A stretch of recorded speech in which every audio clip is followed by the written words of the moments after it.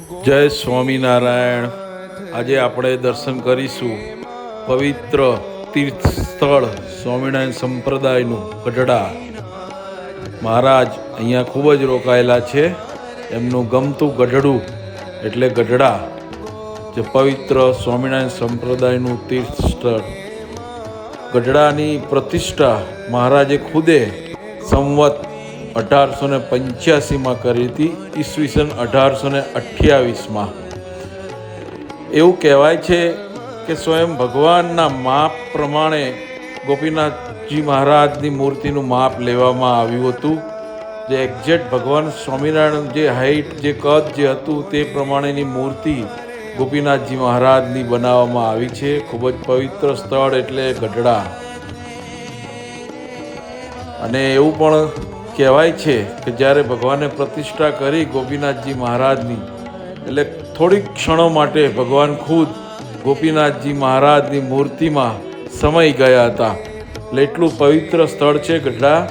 તો આજે આપણે દર્શન કરીશું ગઢડા, અને મહારાજ જ્યાં રહેતા હતા તે અક્ષર રોડી અને દાદા ખાચારનો દરબાર ગઢ, એના પણ દર્શન કરીશું।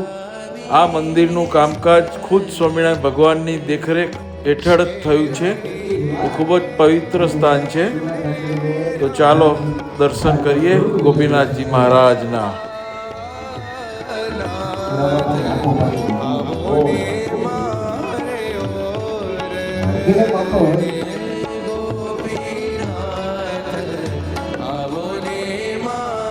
મુક્તાનંદ સ્વામી મહારાજને પૂછેલું કે મહારાજ, શું ભાગ્ય કે તમે એને એટલું ઊંડું શું થાય?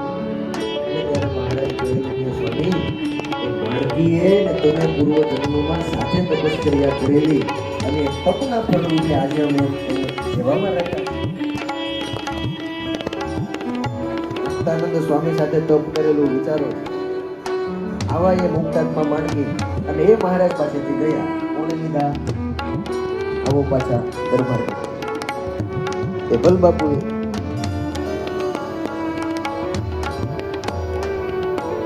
બધા સમજાવે કે બાપુ આવું કરાય ને એવું મહારાજ કે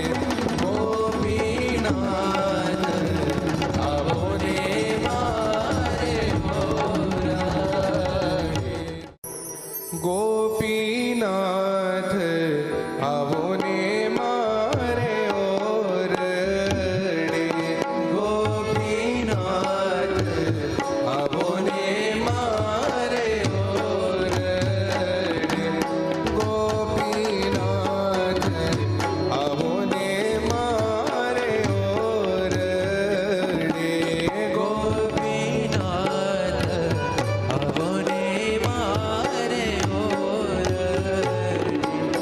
તમ સાથે રે વાજો પુરાણ પ્યાનાથ